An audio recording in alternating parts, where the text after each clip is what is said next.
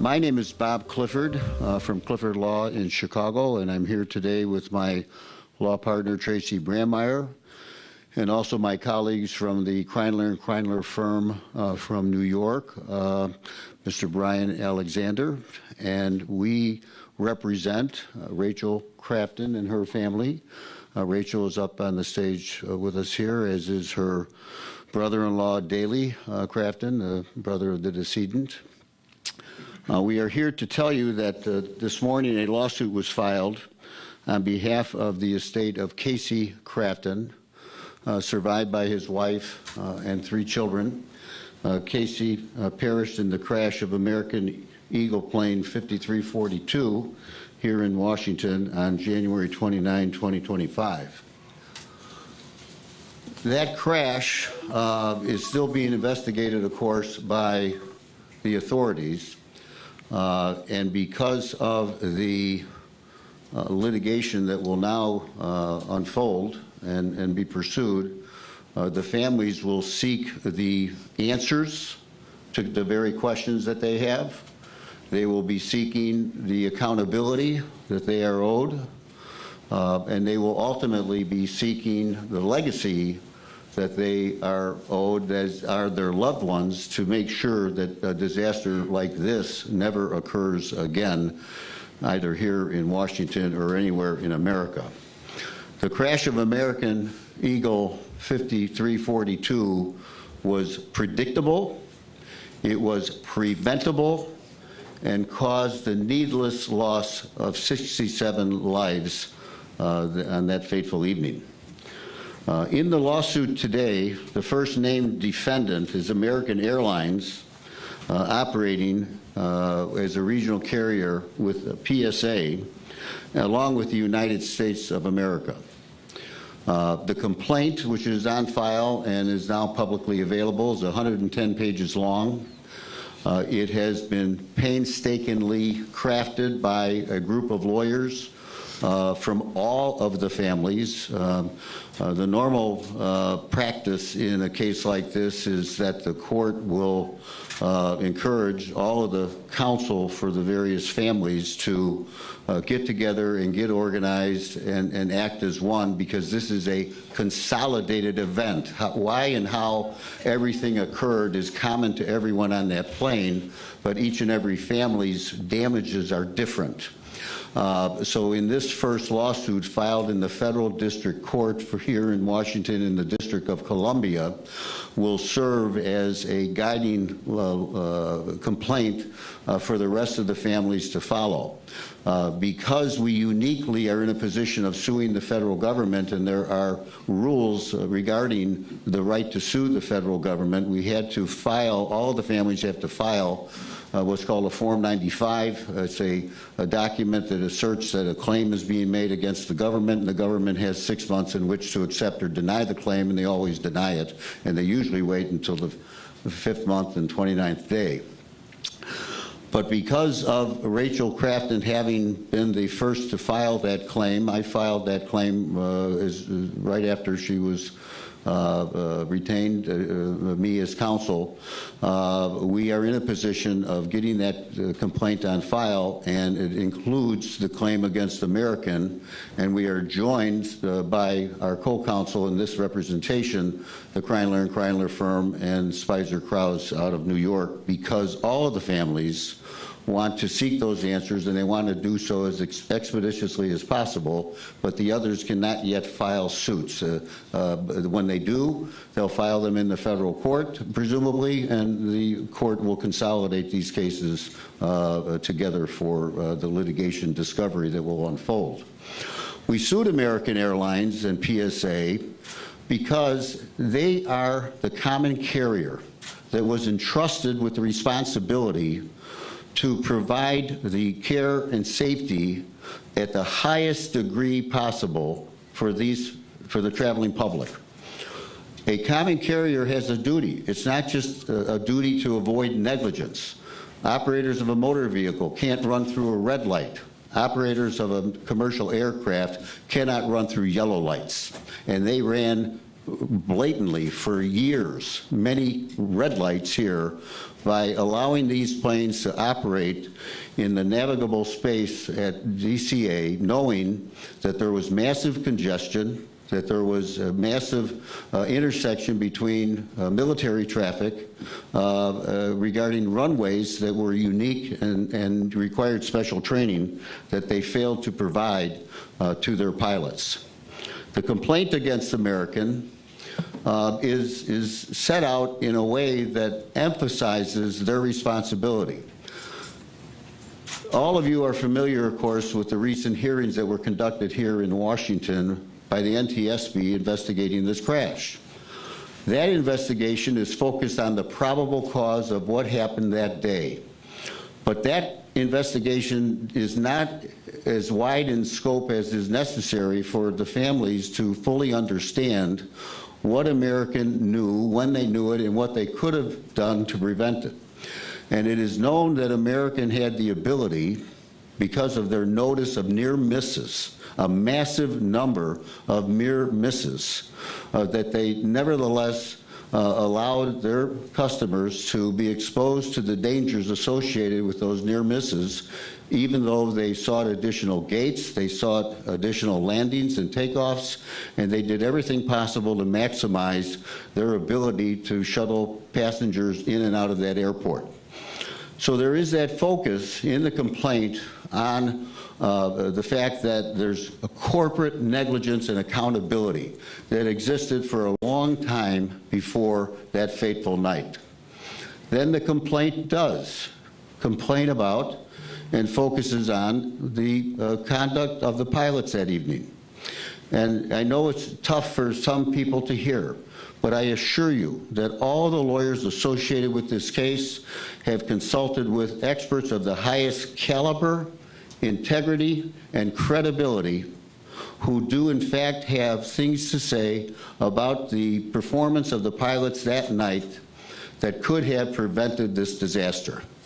Whether it was associated between accepting the runway that they used, or it was associated with the 19 seconds that they had to respond to the alerts about traffic that, to the best of our knowledge from the record, were not responded to at all, and that, we believe, is a responsibility that they had that night.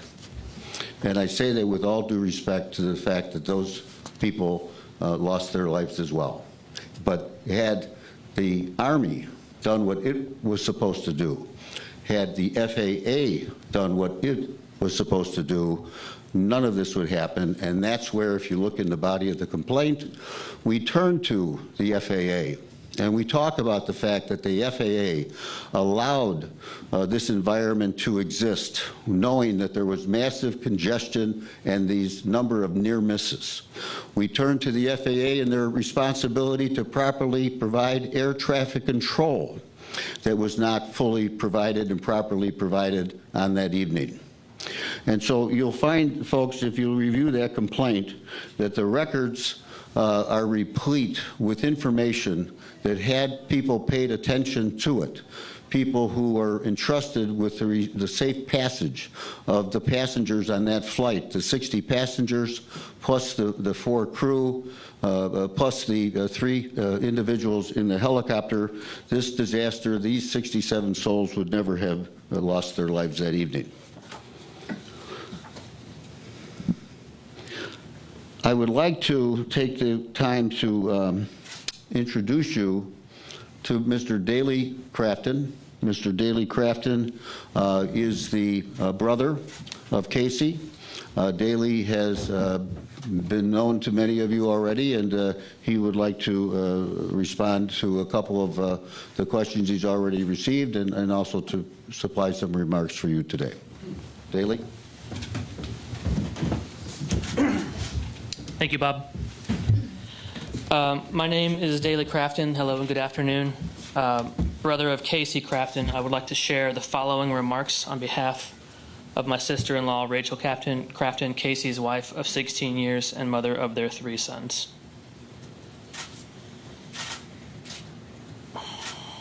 Nearly 8 months ago, Our loved one, Casey Crafton, and 66 other people were killed when a U.S. Army Black Hawk helicopter collided with American Eagle Flight 5342. And nearly 8 months ago, our lives were shattered in a moment, and the grief has been unimaginable. The future we dreamed about was taken away from us. Casey was a devoted father and husband, and we built a beautiful life together. He was a loving brother, a supportive son, a committed employee, a selfless friend, and he made everyone around him feel valued and respected. The world was a better place because he was in it. Because of this avoidable tragedy, my young sons and I have to go through life without the love, support, guidance, and laughter Casey gave to us on a daily basis. I'm left to raise our sons alone, and these days, weeks, and months have been unbearable as grief weighs heavily over every moment that should have been a celebration with Casey. His entire career was in the aviation industry, first as an aviation mechanic and then as a technical service manager, and he was very dedicated to bettering himself and the systems he worked within. His honesty, attention to detail, and standard of safety was second to none, yet because of systemic failures and reckless disregard for safety, his life, along with 66 others, was taken. Casey was betrayed by the system he trusted. We all were. As his wife, I cannot stand by and allow his life to be lost in vain.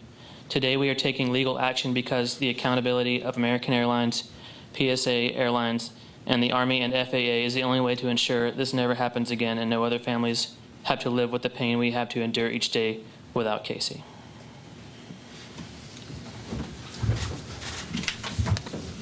Introduce Mr. Brian Alexander from the law firm of Kreindler & Kreindler in New York and elsewhere. Thank you, Bob. My name is Brian Alexander, and I'm a partner with the law firm of Kreindler & Kreindler, and we have the honor of representing 34 families who lost loved ones in this terrible, preventable crash. Bob spent a couple minutes talking about the culpability of the airlines, but the lawsuit will also address the complete and total failure of the Army helicopter crew to follow basic fundamental principles of flight, namely the duty to see and avoid the American jet. And as a former Army aviator, someone who was assigned to that very same unit, someone who flew up and down that river on that route hundreds of times, it is deeply distressing to me that this occurred, and the conduct of the helicopter crew was so inexcusable. The lawsuit will also address air traffic control. And the way to think about air traffic control is the controllers are basically the lifeguards for our aviation system. They're the ones watching over to make sure that everybody's doing what they're supposed to do. And if they're not, to make sure to take action to make it safe and to prevent accidents. The primary duty of an air traffic controller is to separate traffic and to avoid mid-air collisions. In this particular case, they completely failed to meet that responsibility. And specifically, among many other things, the controllers here failed to issue a safety alert to the aircraft, advising them to immediately change course to avoid the mid-air collision. These are the two cornerstones of the lawsuit and our effort to bring these parties to justice and to also answer additional questions and to help the families in their effort to make sure it never happens again. No one here can possibly imagine what the families are going through, the devastation that has been caused as a result of this terrible crash. Their lives will never, ever be the same. They are completely and forever changed. They grieve each and every day for the loss of their loved ones. And yet, each and every day, they tirelessly work to improve the aviation system for the flying public and to make sure that this does not happen again. And I'm proud and privileged to introduce Doug Lane, who lost his wonderful and beautiful wife, Christine, and his amazing and talented son, Spencer. And he will be talking to you about those efforts to make our system safe. Doug?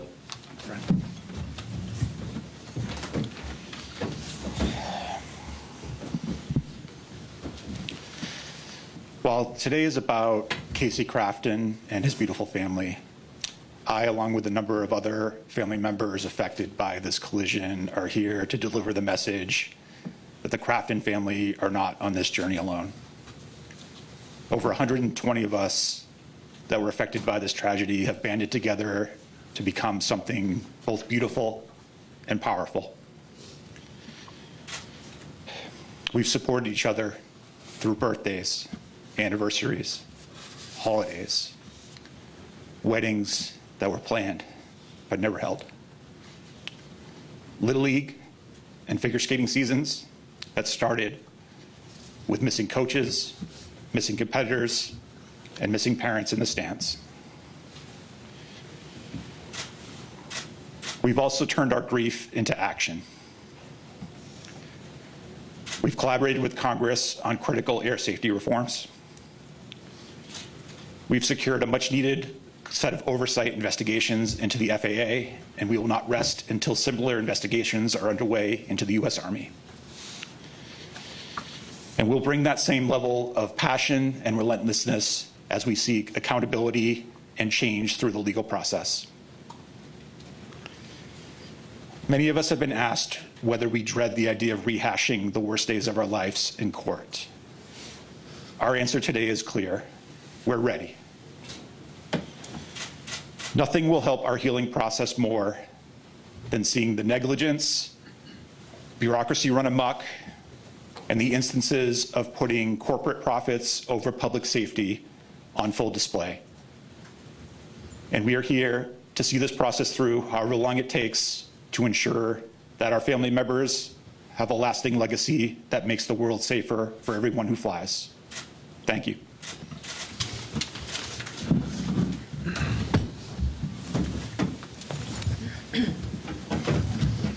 We will now open things up for questions from the media. We would ask you to please identify yourself and your affiliation and direct your questions to the members in front. Thank you. Okay, no questions, we can go home. I think we got a couple. Hi, Will Geisbon at the Air Current. Thanks for having us. Perhaps a question for the council, if you could give an indication of perhaps how many other families have filed complaints with the government and how many you may expect to. I realize it's a tricky question if you don't represent them directly, but just a ballpark to understand. Oh, sure. To the best of my knowledge, the majority of families have filed claim forms with the U.S. government. A claim form is not a lawsuit. Right. So a precondition to suing the government is this Form 95 claim form. That starts the clock. You cannot sue the government before them, unlike the ability to sue American. You could have sued American the day after the crash. So that's part one. Part two, when any other family now files, if they do file in the federal district court, because of the docketing statement that you must accompany with your complaint, you have to check off, is there a related case? That will get checked off. I just looked at my phone a moment ago to see if we've gotten an assignment yet. We don't yet have an assigned judge yet. We will hopefully by the end of the day, or the clerk's office tells us first thing in the morning.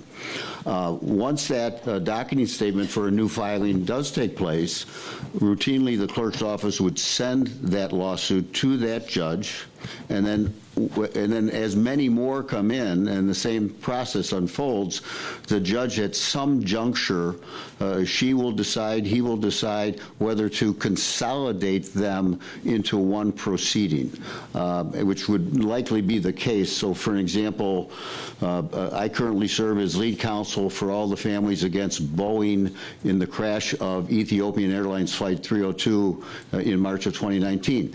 All of the cases filed there, 140 cases were filed. They were consolidated ultimately before the same federal district court judge in Chicago. Thank you.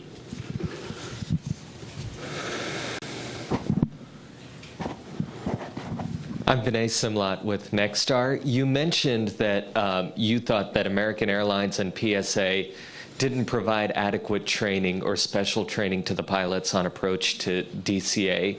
Could you tell us a little bit more about what you think they should have provided? Well, certainly in two parts. One is a thread that we're pulling that we don't have the subpoena power until you file a lawsuit. I can't go knocking on someone's door and make them talk to me. With a lawsuit, now we have the power of the court behind us. So to begin with, we will be permitted now, under court supervision, to issue specific discovery requests against the airlines or anyone else we choose to seek information from.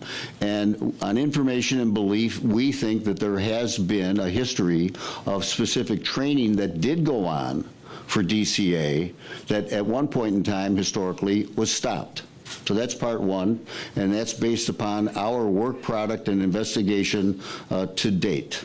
So that is that part of the information I think you're seeking. And the next part will come when we have the right to take depositions of the individuals or who are with American and PSA to dive into the specific training they did or did not give to their pilots for DCA.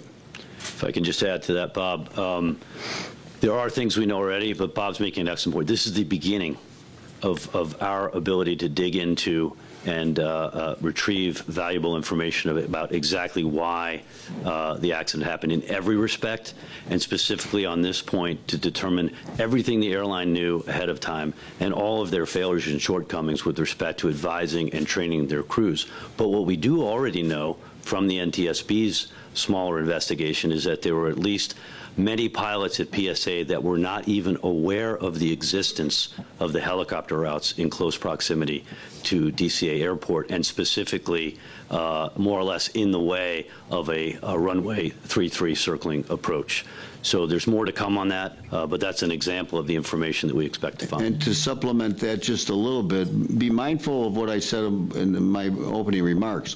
The NTSB is not focused on this feature of the liability that we see on behalf of the families. They focus on the probable cause of what occurred that day, and the scope of their inquiry is not as broad. Certainly it came out during the NTSB hearing cycle that there were all these near misses, but they will not have the resources, they will not have the subpoena power that we will have now to dive into that specifically to know exactly what American knew, when they knew it, and what they did or didn't do about it. And we have, once again, through our investigation, talked to sources that have told us that the airlines in fact knew all of these details that was referenced during the disclosure during the hearings about the near misses. Homa Bash with Fox 5 DC. I know there is some movement in Congress, there are the NTSB recommendations, but realistically, what is a timeline for this lawsuit to move through? You're seeking a jury trial, and a timeline for some actionable items to go underway. Sure. The timeline on the lawsuit is oftentimes, and it's obviously up to the court, but when we counsel clients, we typically tell them that the average time of a lawsuit can be 2 to 3 years. Some cases take longer. COVID interfered and wreaked havoc throughout the litigation cycle across America. That lawsuit is separate and distinct from the efforts that you've heard discussed today by Doug when the families are out there as a real force in Congress, lobbying, getting the likes of Senator Cruz and others behind their efforts for change, and that, of course, that's up to the Congress. I hope I answered your question. Yeah, and this is Doug. I can speak a little bit to the advocacy work that we've been doing and where that stands. So we have a total of 3 bills to date that have been introduced in the Senate. First by Senator Moran of Kansas, where the flight originated. Second by Senator Maria Cantwell from Washington, and then most recently the Rudder Act, which was introduced by Senator Ted Cruz, who's the chairman of the Commerce Committee that oversees the industry. those things now need to come together into one bipartisan bill that, and that work is happening. So we're very encouraged that the two sides are coming to the table, and we feel like we are in very short order going to see a bipartisan bill reach committee, and we will continue to engage with both sides of the aisle to make that happen. In parallel, we've also worked with some of the appropriations committees to add language to both the Transportation, Housing, and Urban Development Appropriations Bill and the National Defense Authorization Act to advance some of our priorities that way. So we have a lot of different threads that we're pulling, and we will continue to push for those. We also continue to engage with the executive branch, with Secretary Duffy and his team, Administrator Bedford, and most recently, we've now begun an active dialogue with the U.S. Army as well. So we will keep fighting on those avenues in parallel to our work on the legal action. Tom Rousley with WJLA here in D.C.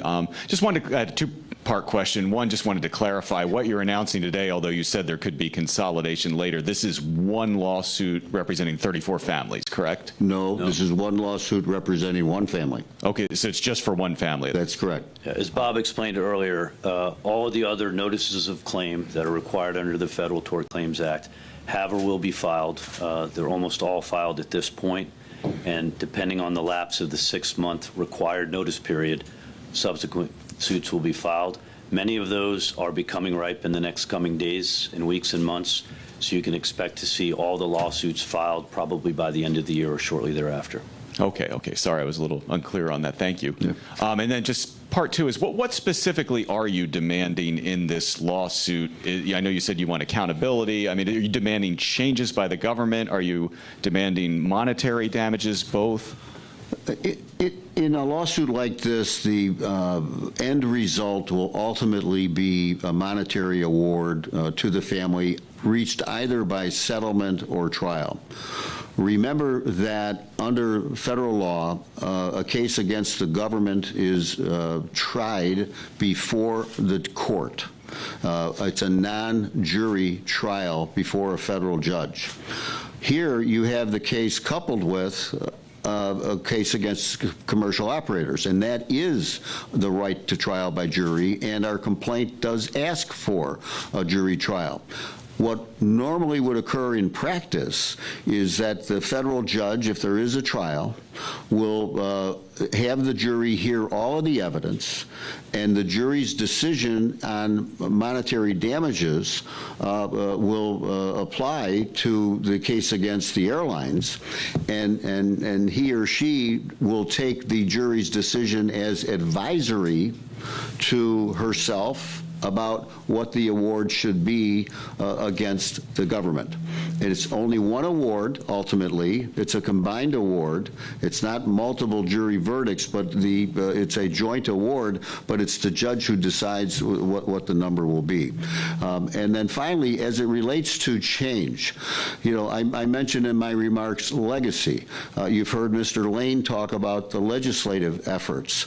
In our space, there's a concept about graveyard justice, that here you have this terrible, awful thing has happened, and you would hope that sensible, responsible corporate citizens would take the steps necessary to improve safety around that airport, and there are others in our country, by the way, with similar issues. And so that's the change that comes about, hopefully, when you have these good people who are willing to sit in front of you, the very last place any of them want to be today, and let the message go out that their family members didn't die in vain. And hopefully the power in Congress will listen to their message, will enact laws that force change so that the likes of the FAA, the likes of the C-suite in corporate America in terms of airlines will be meaningfully responsible in making it a safer country for aviation safety.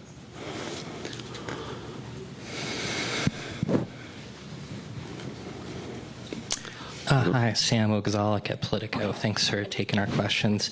Just a two-part one. To follow up, you mentioned that to the best of your knowledge, majority of families have filed the claim forms of the federal government. Of the families of the 60 passengers in total, do you have an actual number or approximate number of how many lawsuits you expect to be filed in total? Well, the lawyers, the lawyers for all of the families, I'm pretty sure we know the identity of all the lawyers on behalf of all of the families, of all 67 families. Obviously the family passengers, the 60 passengers, all of those lawyers have been working together to, we've compared notes. Down the line, once the case is up and running before the judge, it will be likely that a committee, a formal committee of the court will be formed. It would be called a plaintiff's steering committee or plaintiff's executive committee. And that committee will be empowered to engage in the discovery works, the depositions and the record requests. They're not going to say to, 10 lawyers, 15 lawyers who represent all these people, we're going to let 15 different deposition notices going to go out. We're going to force you to work together because why and how the crash occurred is common to each and every one of you. So let's have a committee appointed. That committee can work on behalf of all the families, and then the court will separately and distinctly, independently analyze the damages for the families, individual family. So it sounds like, do you expect at least 60 total separate lawsuits? Well, sure. I mean, if you look, in the crash of ET-302, 157 people died. There were 13 families who, in direct dealing with Boeing before any lawsuit was filed, settled those cases on their own, as they have the right to do, by the way, with counsel.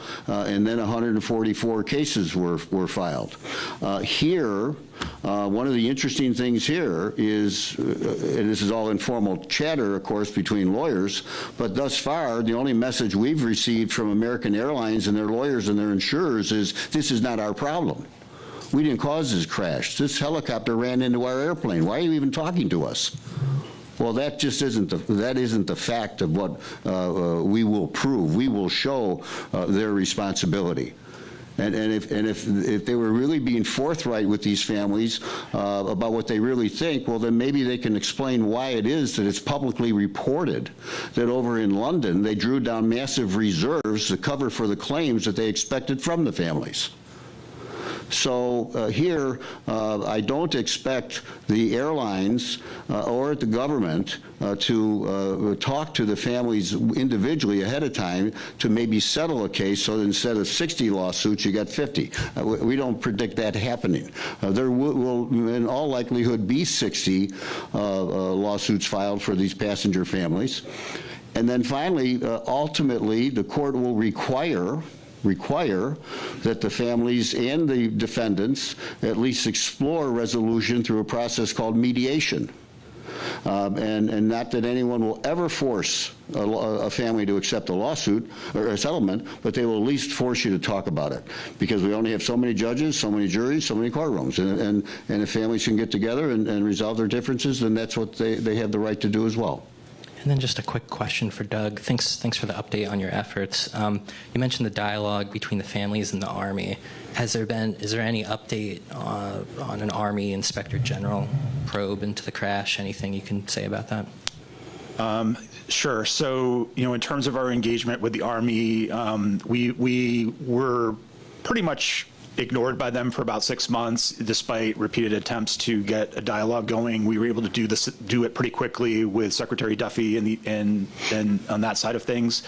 After we pushed very hard and even did an open letter that raised the awareness of this issue, the Secretary of the Army had a meeting with us right before the NTSB hearings, the entire family group. Subsequent to that, they've connected us with some subject matter experts in the Army Aviation group that have been answering our questions. We've had some calls with them. We have another call with them coming up later this week. And we continue to, it's a very tricky conversation because we're trying, in respect for this legal process, we don't go into these meetings trying to investigate our collision. We're trying to just better understand some of the processes and safety measures that are in place and potentially need to be improved through our advocacy. We still think the Inspector General investigation is critical. We have not seen movement on it yet, and that's very frustrating to us. It's also very frustrating to the dozens of United States senators who requested it. So we will keep pushing for it. We will also pursue other avenues like taking it to the Department of Defense level if we need to. So to answer your question, no, they have not acted on that, and we still continue to push for it every single day. Thank you. Yeah, I had a question here in the far left corner. My name is Dominique Moody with NBC Washington, and my question is really for Doug, Daley, and Rachel. I know that Brian and Bob have talked a lot about how this was preventable, how this was something that the airlines knew about and the Army could have conducted themselves a little bit better. To know that for the past 8 months you've been having to deal with this, has it been hard to digest this information and just to hear the result of what the NTSB is continuing to try to figure out? Daley, do you want to answer that? Yeah, I'll answer shortly. I mean, it's nearly impossible to get your head around. I just still don't understand how something so serious had so much kind of, laxness around it through like very large agencies that are supposed to be taking care of it. Yeah, and I think from my perspective, we sat through 3 days, 12-plus hour days in some cases of NTSB hearings where we just heard over and over all of these small decisions that were made by different people and different agencies, and we just needed a couple of them to make a slightly different decision one day at work to ensure that our family members arrived safely that day. And that was very difficult. It wasn't like, one big mistake. It was a perfect storm of, whether it was negligence or whether it was just, people, kind of having an off day or whatever the case was. That was very difficult. And I think, when it comes to, it's honestly been, I think from early on, and certainly in the hearings, it was very clear that the Army and the FAA were going to be held to account for this. But, the lack of attention on the airlines has been a point of frustration for me. And I kind of, if you look at, the 15,000 plus near misses over a few years that the NTSB reported in their preliminary report, and you look at the volume of flights that American Airlines has in and out of that airport every single day, I kind of liken it to imagine you put your child on a school bus every day, and 3 times a week, the cement truck runs a stop sign and almost, crashes into the bus. After 3 years, the bus drivers start complaining and say, hey, this isn't really safe, but, the bus keeps going as going.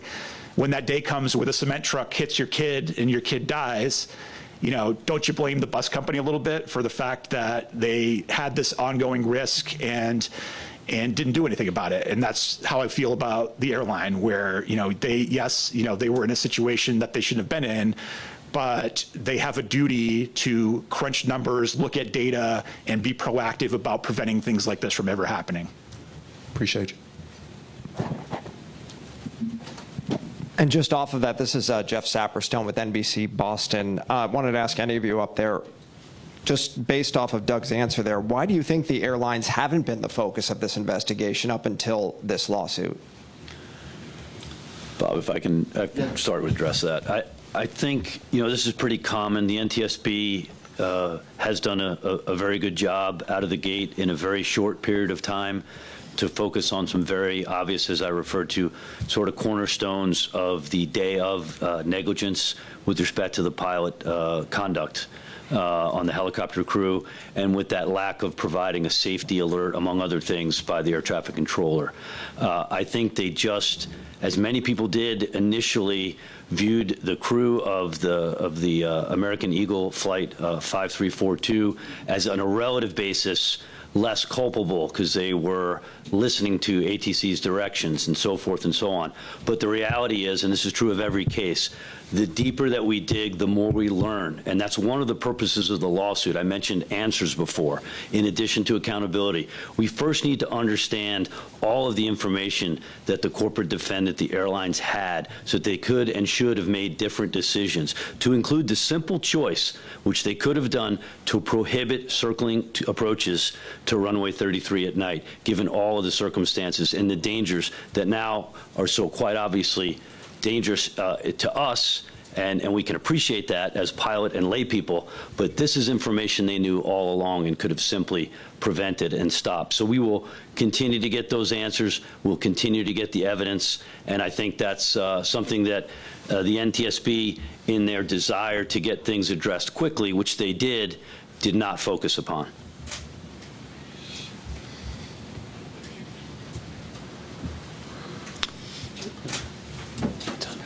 Yeah, if there's no more questions, we appreciate everyone coming today. We will be remaining around to answer additional questions. There are other family members here who may also be available to you. And if you all wouldn't mind, we do have some other families here who have brought photos of their loved ones and are prepared to offer a photo opportunity if anybody is interested. Thank you.